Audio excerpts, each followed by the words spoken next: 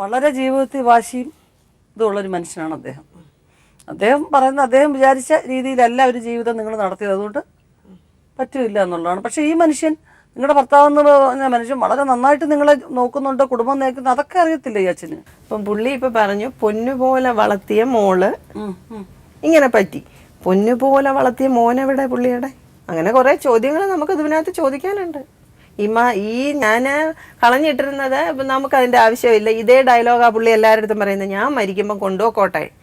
പുള്ളി മരിക്കുന്നതിന് മുമ്പേ ഞാൻ മരിച്ചാൽ പിന്നെ ആർക്കാ അതിന്റെ ആവശ്യം? ഇതുപോലെ ഞാൻ അതിന് മുമ്പ് മരിച്ചു കഴിഞ്ഞാൽ എൻ്റെ പിള്ളേർ ചെല്ലുമ്പോൾ ചോദിക്കത്തില്ല ഏത് പിള്ളേരെന്ന്. അപ്പം അതിനകത്ത് പിന്നെ അർത്ഥമുണ്ടോ? അപ്പം അത് ഈ സ്റ്റാൻഡ് പറ്റത്തില്ല. പുള്ളിക്ക് അത് സഹിക്കാൻ പറ്റാത്ത തെറ്റൊന്നും ഞാൻ ചെയ്തില്ല. ഒരു തെറ്റ് രേഖയുടെ ഭാഗത്ത് നിന്ന് ചിന്തിച്ചാല് രേഖ തെറ്റ് ചെയ്തില്ല. പക്ഷെ ഒരച്ഛന്റെ അമ്മയുടെ ഭാഗത്ത് നിന്ന് ചിന്തിച്ചാല് അത് പൊറുക്കാൻ വയ്യാത്ത തെറ്റാ. ആന്ന് മാഡം സമ്മതിച്ചു, ഞാൻ സമ്മതിച്ചു. ഞാൻ ചെയ്തത് ഒരു കോടതിയും മാപ്പ് തരാം. കോടതിയല്ല, ഒരച്ഛനും അമ്മയും ആയിക്കോട്ടെ. പക്ഷെ ഈ പൊന്നു പോലെ വളർത്തിക്കൊണ്ട് വന്ന ഒരു കുഞ്ഞ് അവരെ ധിക്കരിച്ചുകൊണ്ട് അവരെ ഒന്നും അല്ലാതാക്കിക്കൊണ്ട് ഒരുത്തന്റെ പുറകെ ഇറങ്ങി പോകുന്ന ഉടനെ അവർക്ക് ഹൃദയം പൊട്ടി മരിച്ചില്ലെങ്കിൽ അത്രയും കാര്യം അവർക്ക് ഹൃദയം ഇല്ലല്ലോ മാഡം. ഹൃദയം ഇല്ലെന്ന് രേഖയ്ക്ക് തോന്നും. ആ ഹൃദയം ഉണ്ടായതിന്റെ പേരില ഇന്നും അവർ ആ വിദ്വേഷം കാണിക്കുന്നു. ഹൃദയം ഇല്ലായിരുന്നെങ്കിൽ അവരെന്നെ സ്വീകരിച്ചേ. അപ്പൊ അത് പറയാൻ പിന്നെ അന്നേരം അവർ അച്ഛനും അമ്മയും എന്നുള്ള പദത്തിന് അർഹരല്ലോ. അല്ല, നിങ്ങൾക്ക് കൊണ്ട് 2 മക്കളുണ്ട്. ഇതേ രീതിയിൽ നിങ്ങളോട് പെരുമാറുന്നുടനെ നിങ്ങൾക്ക് ആ ദുഃഖം മനസ്സിലാക്കാൻ കഴിയും. എനിക്ക് കൗണ്ടർ സംസാരിക്കാവോന്ന് അറിയത്തില്ല, എങ്കിലും എനിക്ക് പറയാനുള്ളത് ഞാൻ ഈ ഫ്ലോറിൽ പറയുക. പിന്നെ നമ്മൾ ഈ അച്ഛൻ അമ്മ എന്ന് പറയുന്ന പദത്തിന്റെ അർത്ഥം എന്തോ മാഡം? അച്ഛനമ്മ എന്ന് വെച്ചാൽ ഒരു കുഞ്ഞിനെ പറ്റി വളർത്തി വലുതാക്കി കൊണ്ടുവരുന്നത് എന്തെല്ലാം പ്രതീക്ഷകളോടെ. ഞാനും അതേ പ്രതീക്ഷയിലാണ് എന്റെ മക്കളെ വളർത്തുന്നത്. പക്ഷെ സംഭവിക്കത്തില്ല എന്ന് എനിക്ക് ഉറപ്പില്ല. എനിക്കെന്നല്ല, ആർക്കും. അച്ഛനും അമ്മയും ആ കുട്ടി ഒരാളോട് ഇഷ്ടം തോന്നി ഇറങ്ങിപ്പോയി. അച്ഛനും അമ്മയും വിളിച്ചപ്പം കൂടെ ചെല്ലാൻ അവരുടെ മനസ്സ് മാറ്റിയെടുത്തോണ്ട് ആ കല്യാണം കഴിച്ചാൽ പറയാൻ ഞാനത് കാര്യം ചോദിച്ചിട്ടുണ്ട്. ഞാനിപ്പോ 7 ദിവസം കഴിഞ്ഞ് ഒരു പുരുഷന്റെ കൂടെ 7 ദിവസം 70 ദിവസമായിട്ട് 7 ദിവസമായിട്ട് അവർ തിരിച്ചു വിളിച്ച് ഞാൻ വേറൊരു വ്യക്തിയുടെ കൂടെ പോയാൽ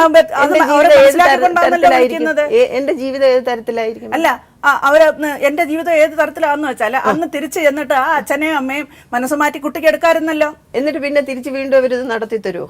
തരത്തില്ലെന്ന് ഉറപ്പുണ്ടോ? തീർച്ചയായിട്ടും ഉറപ്പുണ്ട്. അതൊന്നും ശ്രമിച്ചു നോക്കിയില്ലല്ലോ. ആൾക്കാർ കോംപ്രമൈസിന് ശ്രമിച്ചു മാഡം. അല്ല, അത്ര ഇഷ്ടമാണെങ്കിൽ നമുക്ക് വേറെ കല്യാണം കഴിക്കാൻ നിൽക്കാമല്ലോ. ഇല്ല, വേറെ കല്യാണം കഴിക്കാൻ നിൽക്കാമല്ലോ. കല്യാണം അത്രയൊന്നും ഞാൻ ചിന്തിച്ചില്ല. അപ്പൊ അച്ഛന്റെ അമ്മയുടെ മനസ്സ് കുട്ടിക്ക് അളക്കാൻ. പിന്നെ എന്റെ ഈ അച്ഛൻ കാണിക്കുന്ന ഈ പറഞ്ഞതിന്റെ യാതൊരു സിൻസിയാരിറ്റിയും കാര്യങ്ങളിലൊന്നുമില്ല മാഡം. അത് ഒക്കെ പറയുമ്പോൾ നമുക്ക് ഒരുപാട് പുറകോട്ട് കാര്യങ്ങളിലോട്ടൊക്കെ പോകേണ്ടി വരും. അങ്ങനെ ഞാൻ അവരെ നാണം കെടുത്താൻ ആഗ്രഹിക്കുന്നില്ല. രീതിയിലാണോ കുട്ടിയെ വളർത്തിയത്? അങ്ങനെ ഒരു കാര്യത്തിലോട്ട് ഞാൻ പോകുന്നില്ല. ഇത് എന്ന് പറഞ്ഞാൽ ഒരുപാട് പുറകോട്ട് ഞാൻ എൻ്റെ അമ്മയെ കൂടി ഇതിനകത്ത് വലിച്ചഴിക്കാൻ താല്പര്യപ്പെടുന്നത്. എൻ്റെ അമ്മ എന്ന് പറഞ്ഞാൽ ഒരു പാവ സ്ത്രീയാ, ഒരു മണ്ണിനെ പോലും നോവിക്കാത്ത പഞ്ചപുച്ഛം അടക്കി ജീവിക്കുന്ന ഒരു വ്യക്തിയാണ് എൻ്റെ അമ്മ. എൻ്റെ അച്ഛൻ എണീക്കാൻ പറഞ്ഞാൽ എണീക്കും, ഇരിക്കാൻ പറഞ്ഞാൽ ഇരിക്കും. ഒരു സംശയം, അനിയൻ എങ്ങനെയാ മരിച്ചത്? എന്റെ ബ്രദർ ഒരു ആക്സിഡന്റിലാണ് മരിക്കുന്നത്. ആരാ ആക്സിഡന്റ്? എങ്ങനെ ഉണ്ടായി? Bike accident. അയാള് രാത്രി മെഡിക്കൽ സ്റ്റോർ പൂട്ടി വരുമ്പോ. ഓക്കെ, അത് അച്ഛനായിട്ടാണോ അതുണ്ടായി? അല്ല, അച്ഛൻ കണ്ടോണ്ട് നിൽക്കുന്നു. പക്ഷെ അത് ആ ഒരു വാക്ക് അത് ശരിയാണോ? നമുക്ക് ആർക്ക് വേണമെങ്കിലും ആക്സിഡന്റ് എന്ത് വേണമെങ്കിലും ഉണ്ടാവും. പക്ഷെ അത് പറയുമ്പോ അതിന് വേറൊരു അർത്ഥമുണ്ട്. ഒരു മകൻ നഷ്ടപ്പെട്ടിട്ടുണ്ട്. അപ്പൊ അവർക്ക് 2 ട്രോമയാണ് ശരിക്കും വന്നിരിക്കുന്നത്. ഒന്ന് ഇയാൾ നഷ്ടപ്പെട്ടത്, ആദ്യം ഒരു മോള്, പിന്നെ ഒരു മോനും.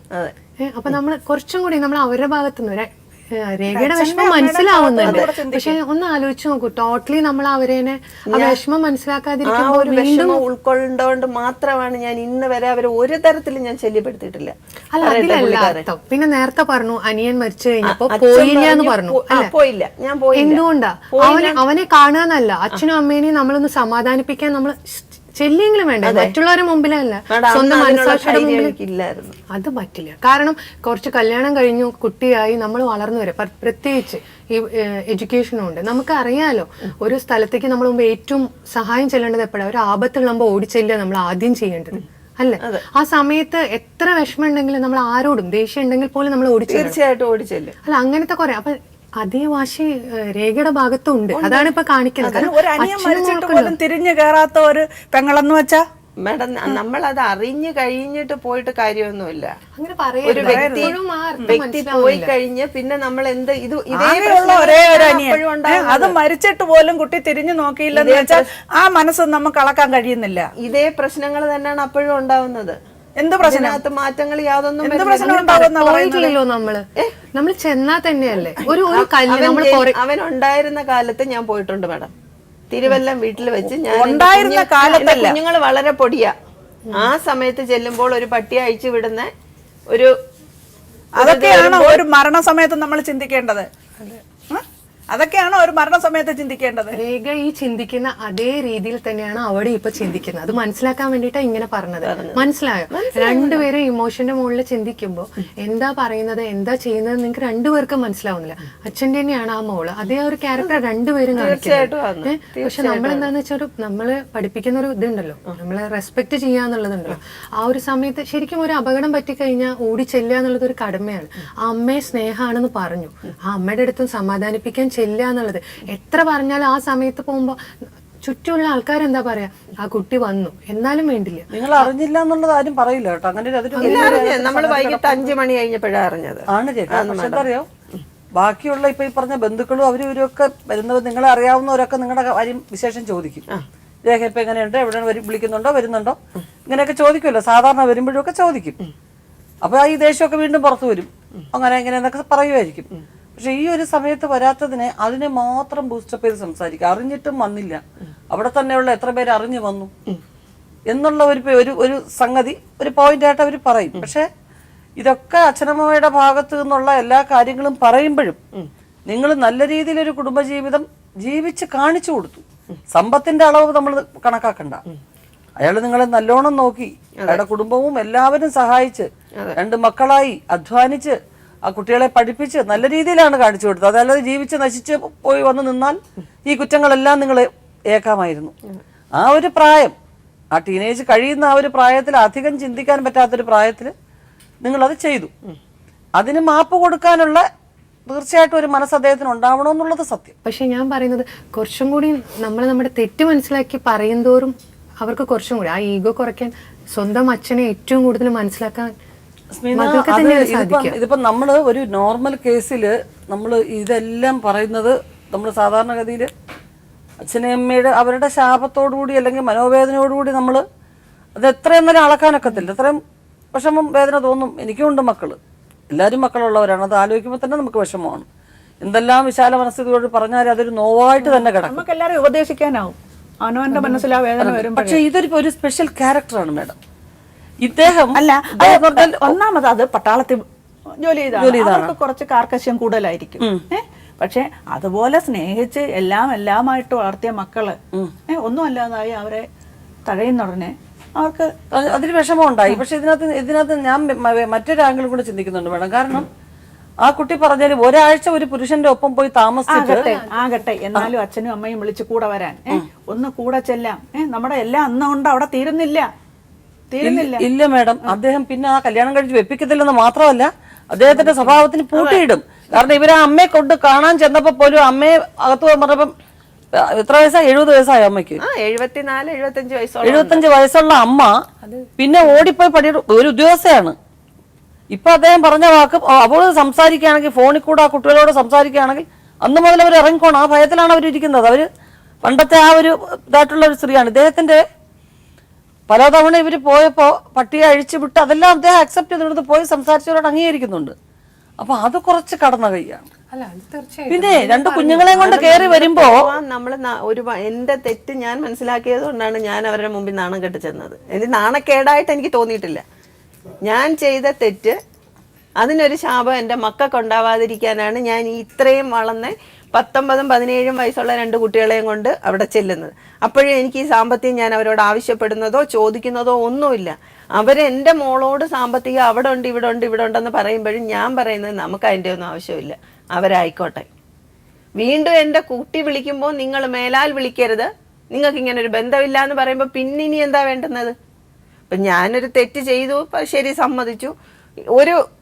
ആരും മാപ്പ് തരാത്ത തെറ്റാ. പിന്നെ ഇതിലെല്ലാം പറയുമ്പോൾ നമ്മുടെ സമൂഹത്തിൽ നിന്ന് ഇതെല്ലാം കണ്ടോണ്ടിരിക്കുന്നതാണ് നമ്മൾ. ഒരു സ്നേഹിച്ച ഒരു പുരുഷന്റെ ഒപ്പം ഇപ്പുറത്തെ ഭാഗത്ത് ചിന്തിക്കാതാണ്. പിന്നെ വേണ്ട, ഈ സമുദായം പറയുമ്പോ ഇതിന് വേറൊരു സൈഡ് ഞാൻ ചോദിക്കാൻ, എന്നെ നോക്കാതിരിക്കുന്നില്ല, എൻ്റെ മക്കളെ നോക്കാതിരിക്കുന്നില്ല, എന്നെ ഒരു നേരത്തെ ആഹാരത്തിന് എൻ്റെ അച്ഛൻ്റെയോ എൻ്റെ അച്ഛൻ്റെ സഹോദരങ്ങളുടെയോ വീടുകളിൽ എന്നെ വിട്ടിട്ടില്ല, എന്നോട് പോകാൻ പറയുന്നില്ല, എന്നെ ഇറക്കി വിടുന്നില്ല.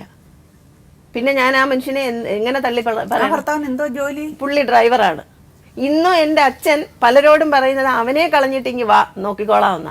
ഇപ്പോഴത്തെ ഒരു കാലഘട്ടമായിട്ട് നമ്മളൊന്ന് ചിന്തിച്ചു നോക്കുമ്പോൾ, ഇപ്പോൾ ശരിക്കും പറഞ്ഞാൽ അങ്ങനെ ഒരു വീട്ടിൽ നിന്ന് സ്വന്തമായിട്ട് ഇഷ്ടത്തിൽ ഒരാളുടെ കൂടെ ഇറങ്ങിപ്പോയി, അവർ വിവാഹം കഴിച്ചു, ജീവിച്ചു, ലീഗൽ സപ്പോർട്ട് ഉണ്ടല്ലോ ഈ രേഖയെ സംബന്ധിച്ചിടത്തോളം.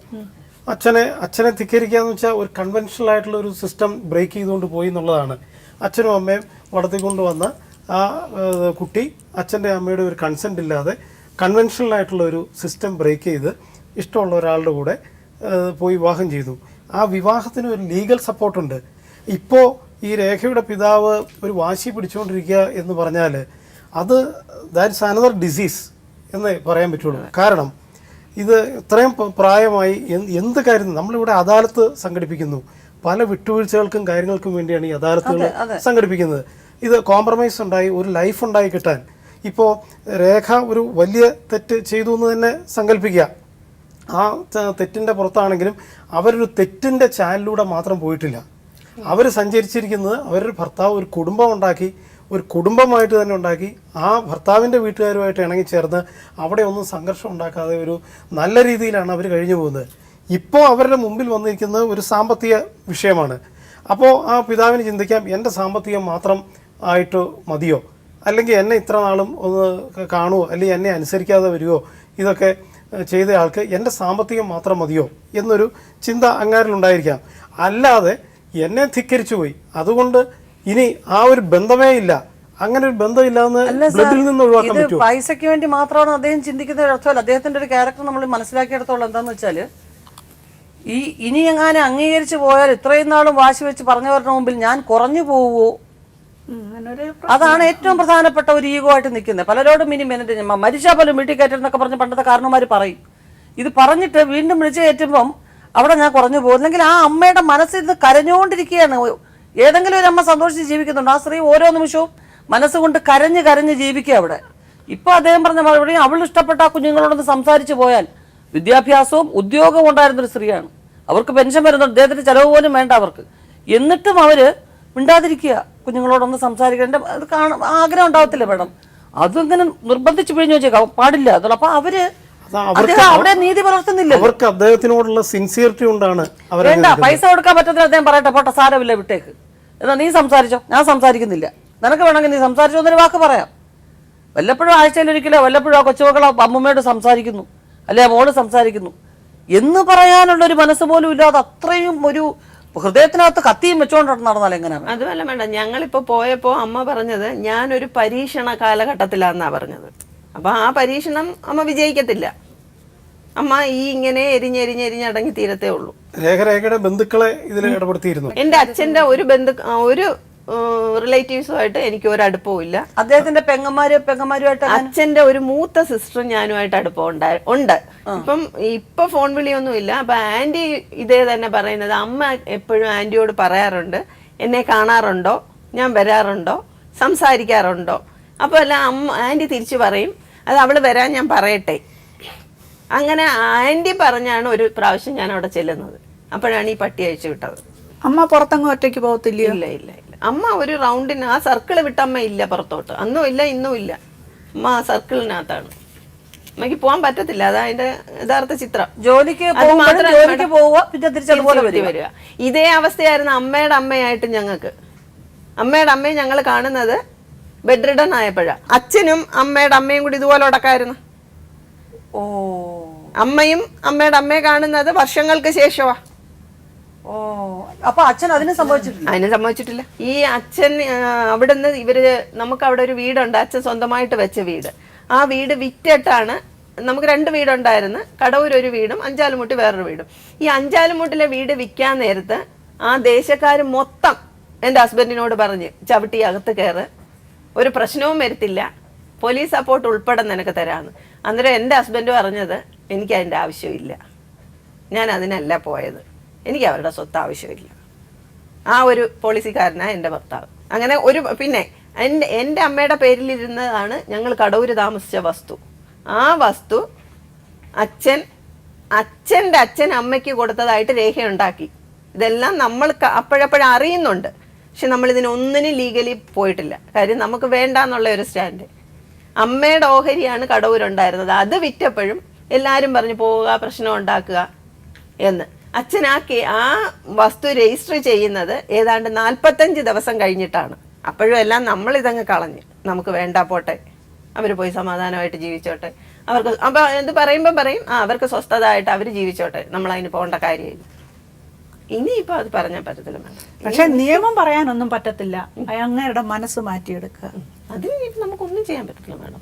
ഇപ്പം നമ്മളിതെല്ലാം പറഞ്ഞ് എന്നാലും അച്ഛന് ചിന്തിക്കാം, എന്തായാലും എൻ്റെ മോള് പോയി, അവള് ഒരാളുടെ കൂടെ സ്വസ്ഥമായിട്ട് ജീവിക്കുന്ന 2 മക്കളുമായി, ഇനി ഉള്ള സ്വത്തെങ്കിലും എന്തെങ്കിലും കൊടുത്ത് അവര് വിഷമിക്കാതെ ജീവിക്കട്ടെ എന്നൊരു മാനസികാവസ്ഥ അച്ഛനിലും നമ്മൾ ഉണ്ടാക്കിയെടുക്കാൻ. ഇനി നമുക്ക് നോക്കാനുള്ളത് ആര് പറഞ്ഞാൽ ഈ മനുഷ്യന്റെ അടുത്ത് ഒരു മാറ്റം വരുത്താൻ പറ്റും? ഇല്ല വേണ്ട, നടക്കത്തില്ല. എനിക്കറിയാം നടക്കത്തില്ല. ലീഗലി ഒന്നും ചെയ്യാം. അദ്ദേഹത്തിന്റെ സ്വത്ത് ഇന്ന ആൾക്ക് കൊടുക്കണമെന്ന് പറയാൻ ഇന്നത്തെ നിയമം അനുസരിക്കുമ്പോൾ ഒരിക്കലും നടക്കില്ല. അദ്ദേഹത്തിന് ഇഷ്ടമുള്ളവർക്ക് അത് കൊടുക്കാം. അമ്മയുടെ പേര് വസ്തുക്കൾ ഉണ്ടായാലും 2 പേർക്കും അവരുടെ ലൈഫ് ടൈമിൽ ഇഷ്ടമുള്ളവർക്ക് കൊടുക്കാം. പിന്നെ ഇൻഡസ്ട്രേറ്റ് ആണെങ്കിൽ എന്ന് വെച്ചാൽ പ്രമാണം ഒന്നും ചെയ്യാതെ മരിക്കുകയാണെങ്കിൽ ഈ മോക്ക കിട്ടും. അമ്മയുടെ പേര് വസ്തുക്കൾ ഉണ്ടെങ്കിൽ അല്ല, അച്ഛൻ്റെ ആയാലും അമ്മയുടെ പേരിലായാലും അവര് പ്രമാണം ഒന്നും ചെയ്യാതെ ആർക്കും എഴുതി കൊടുക്കാതെ മരിക്കുകയാണെങ്കിൽ എല്ലാ വസ്തുക്കൾക്കും ഈ മോളവകാശിയായിരിക്കും. രേഖയുടെ പരാതിയല്ല, രേഖയുടെ ഭാഗത്തു നിന്നുള്ള കുറച്ച് കുടുംബകാര്യങ്ങൾ, ആരോടും പങ്കുവെക്കാത്ത കുറച്ച് കാര്യങ്ങൾ ഇവിടെ പറയണം. അച്ഛനോടും അമ്മയോടും നേരിട്ട് പറയാനുള്ള സാഹചര്യം ഇല്ലാത്തത് കൊണ്ട് ഒരു അഭയം പോലെയാണ് ഈ ഒരു വേദിയെ കണക്കാക്കിയത്. ഇവിടെ ടെലികാസ്റ്റ് ചെയ്തതിനേക്കാൾ കൂടുതൽ ഒരുപാട് കാര്യങ്ങൾ രേഖ ഞങ്ങളോട് പറഞ്ഞു. അതിൻ്റെയൊക്കെ അവസാനം അദ്ദേഹത്തോട് സംസാരിച്ചതിന് ശേഷമുള്ള ഭാഗമാണ് ഞങ്ങൾ കൂടുതലും രേഖയുടെ പോർഷൻ ഇവിടെ ടെലികാസ്റ്റ് ചെയ്തിട്ടുള്ളത്. അതിനു മുമ്പുള്ള സംസാരങ്ങളിലുടനീളം രേഖയ്ക്ക് കരച്ചിൽ മാത്രമേ ഉണ്ടായിരുന്നുള്ളൂ. എന്നെ വളർത്തിയെടുത്ത എൻ്റെ അച്ഛൻ്റെ അമ്മയും അവസാന കാലത്ത് അവരോടൊപ്പം എൻ്റെ മക്കളെ യോജിപ്പിച്ച് അവർക്കൊരു സന്തോഷം കൊടുക്കണം. പ്രത്യേകിച്ച് സഹോദരന് നഷ്ടപ്പെട്ട അവസ്ഥയിൽ ആ മാനസികമായിട്ടുള്ള വേദനയും അനുഭവിക്കുന്നവരാണ് എൻ്റെ മാതാപിതാക്കന്മാർ. അവർക്കായി ഞങ്ങളിലൂടെ ഇനി അവസാനം ഈ ഒരു വയസ്സായ കാലത്തെങ്കിലും ഒരല്പം സ്നേഹവും ഒരു സന്തോഷം അവർക്ക് കൊടുക്കാൻ കഴിയണം എന്നുള്ള ആഗ്രഹത്തോടു കൂടിയാണ് രേഖ ഇവിടെ എത്തിയത്. പക്ഷേ രാമകൃഷ്ണപിള്ള സാർ നിങ്ങൾ ഒരുപാട് ഉയർന്ന മനുഷ്യനാണ്, ഒരുപാട് കാര്യങ്ങൾ അറിയാവുന്ന ആളാണ്. ഈ ലോകം മുഴുവൻ സഞ്ചരിച്ച് രാജ്യത്തിൻ്റെ അങ്ങേയറ്റം വരെ പോയി നാടിനെ രക്ഷിക്കുന്ന ആർമിയിൽ നിങ്ങൾ വർക്ക് ചെയ്തിട്ടുണ്ട്. എത്ര ജനങ്ങളെ നിങ്ങൾ കണ്ടിട്ടുണ്ടാവും അല്ലേ? അവൻ ദേശത്തെ സ്നേഹിക്കുന്ന ഒരാൾക്ക് തൻ്റെ മക്കളെ സ്നേഹിക്കാതിരിക്കാൻ എങ്ങനെ പറ്റും? 26 വർഷത്തിന് മുമ്പുണ്ടായ നിങ്ങളുടെ അപമാനം എന്ന് പറയുന്ന ചെറുതല്ല, അത് വളരെ വലുതാണ്. നിങ്ങളുടെ മകളെക്കുറിച്ച്, ആ മകളുടെ വിവാഹത്തെക്കുറിച്ചൊക്കെ ഒരുപാട് സ്വപ്നങ്ങൾ നിങ്ങൾക്കുണ്ടായിട്ടുണ്ടാവും. അത് സാധിക്കാതെ വന്നതിലുള്ള വേദനയും അമർഷവും ഒക്കെ നിങ്ങൾക്കുണ്ട്. പക്ഷേ എങ്കിലും നിങ്ങളുടെ മുമ്പിൽ അധികം സമ്പത്തല്ലെങ്കിലും നല്ലൊരു കുടുംബജീവിതം അവർ നയിക്കുന്നുണ്ടെന്നുള്ളതും വിസ്മരിക്കരുത്. അവരുടെ മക്കളെ നന്നായിട്ട് പഠിപ്പിച്ച് നല്ല നിലയിൽ എത്തിക്കണമെന്ന് അവർ ആഗ്രഹിക്കുന്നു. സമ്പത്തിന് വേണ്ടി മാത്രമല്ല നിങ്ങളെ തേടി അവരെത്തിയതൊന്നും.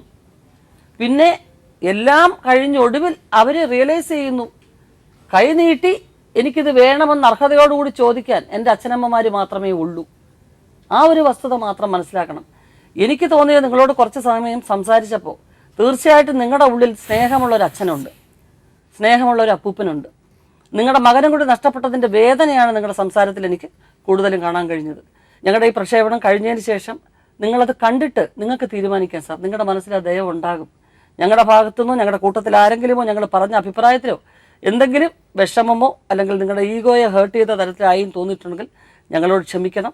നിങ്ങളുടെ കൊച്ചുമക്കളെ നിങ്ങൾ സ്നേഹിച്ചില്ലെങ്കിലും അവരെ പരിഗണിക്കുകയെങ്കിലും വേണം.